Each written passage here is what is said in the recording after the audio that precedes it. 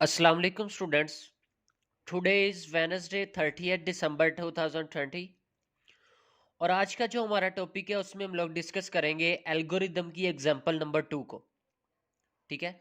Example number 2 में हम लोगों ने क्या करना है, एक्सेलरेशन फाइंड करने का एल्गोरिदम ड्रॉ करना है। एल्गोरिदम लिखना है हम लोगों ने एक्सेलरेशन फाइंड करने का। बट क्लास आज के लेक्चर पे मूव करने से पहले एक बार जो हमारा प्रीवियस लेक्चर है उसको डिस्कस कर लेते हैं। प्रीवियस लेक्चर की बात करें तो उसमें हम लोगों ने एग्जाम्पल नंबर 1 को डिस्कस किया था, जिसमें आप लोगों ने सम प्रोडक्ट एंड एवरेज फाइंड करने का एल्गोरिदम राइट किया था।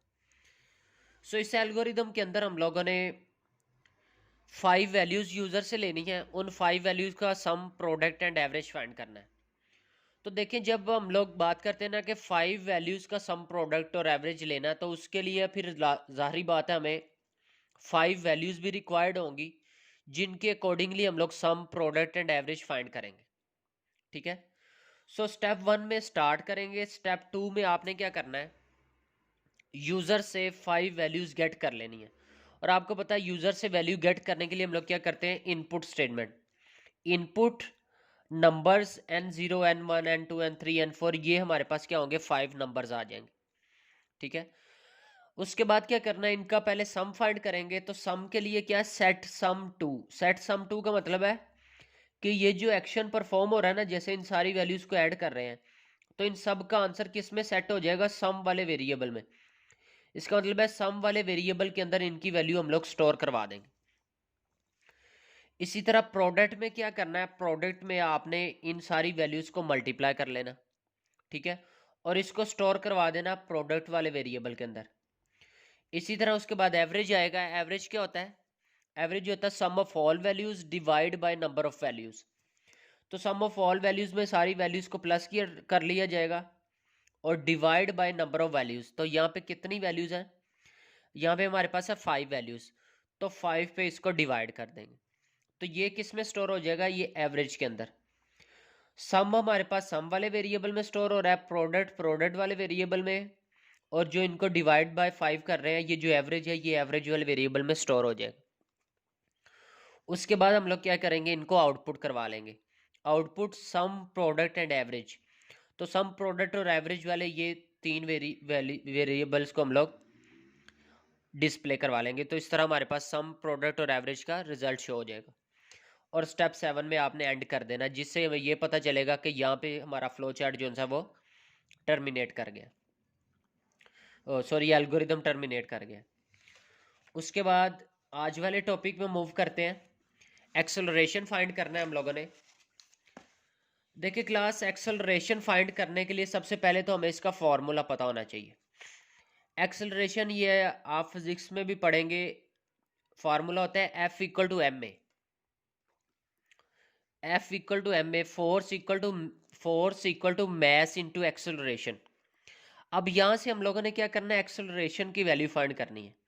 तो यहाँ पे देखिए, जो मैस और एक्सेलरेशन के हो रहे हैं मल्टीप्लाई हो रहे हैं। अब हमने एक्सेलरेशन की वैल्यू फाइंड करनी है, तो मैस इधर आके क्या हो जाएगा, डिवाइड।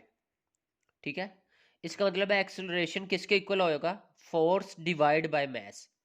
ठीक है। फोर्स डिवाइड, फोर्स को मैस पे डिवाइड करेंगे तो वो एक्सेलरेशन का हमारे पास आंसर आ जाएगा। सो एक्सेलरेशन फाइंड करने के लिए हमारे पास इसका मतलब है दो वैल्यूज होनी चाहिए। एक फोर्स की वैल्यू होनी चाहिए और एक मैस की वैल्यू होनी चाहिए। तो हम लोग क्या करेंगे, यूजर से फोर्स और मैस की वैल्यू गेट कर लेंगे। सो स्टेप 1 में तो उसी तरह आप लोगों ने क्या करना है, स्टार्ट करना है एल्गोरिदम। ठीक है, जिससे ये हमें पता चलेगा कि यहां से हमारा एल्गोरिदम स्टार्ट हो रहा है।